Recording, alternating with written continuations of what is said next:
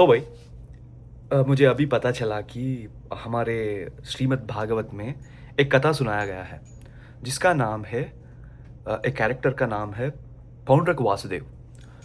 मैं सोचा वासुदेव तो हमारा सिर्फ कृष्ण है, ये पौंड्रक वासुदेव कौन है? సారీ హిందీలో వచ్చేసింది. హిందీ సీరియల్ చూసేసరికి సో పౌండ్రక వాసుదేవుడు అని ఒక క్యారెక్టర్ ఉంటాడు మహాభాగవతంలో. వాడి గొప్పతనం ఏంటట అంటే వాడు కృష్ణుడు ఆలోచించినట్టు, కృష్ణుడు మాట్లాడినట్టు, కృష్ణుడు నడిచే విధానం లోపల నడుస్తూ ఉంటాడు, which is all fine. And కృష్ణుడు ఎట్లయితే రూల్ చేస్తాడో అదే స్టెప్స్ని ఫాలో అవుతూ ఉంటాడు. అయితే కృష్ణుడికి ఈ విషయం ఎవరో చెప్తారు. And the best part is కృష్ణుడి లెక్కన నెమలి పీయించం పెట్టుకుంటాడు. వాడు నేనే దేవుడిని అని అంటూ ఉంటాడు, లిటరల్గా మన లెక్క అది చేస్తూ ఉంటాడు. అయితే కృష్ణుడు కూడా నవ్వుకుంటాడు, పాపం ఎవడో అమాయకుడు ఏంటో వీడు అని అనుకుంటాడు. అయితే కృష్ణుడికి బేసికలీ తత్వం ఏంది అని అంటే, if there is a king who takes care of their kingdom or people properly, he would love them.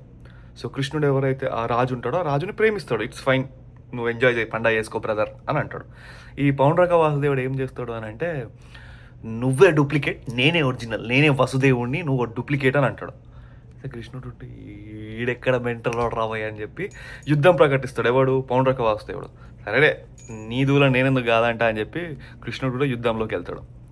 కృష్ణుడు యుద్ధంలోకి వెళ్ళి పాపం ఒక్కసారి సుదర్శన చక్రం వేయగానే పౌండ్రక వాసుదేవుడు ఎగిరిపోతాడు. ఆయన దగ్గర కూడా ఒక సుదర్శన చక్రం ఉంటుంది, కాబట్టి అది మేడ్ ఇన్ చైనా అనమాట, డూప్లికేట్ది. సో కృష్ణుడు సుదర్శన చక్రానికి తట్టుకోలేక చచ్చిపోతాడు. ఇక్కడ లెసన్ ఏంటి అని అంటే, ఆయన చనిపోయాక ఆయన ఆత్మని కృష్ణుడు విలీనం చేసుకుంటాడు, లైక్ అప్నాయించుకుంటాడు.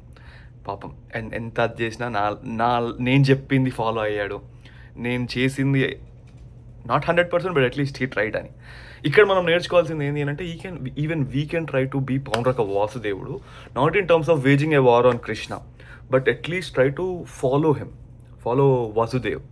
అట్లా ఆ క్యారెక్టర్ గురించి మీరు రీసెర్చ్ చేయండి, it's really beautiful. And his name is Paundraka Vasudev.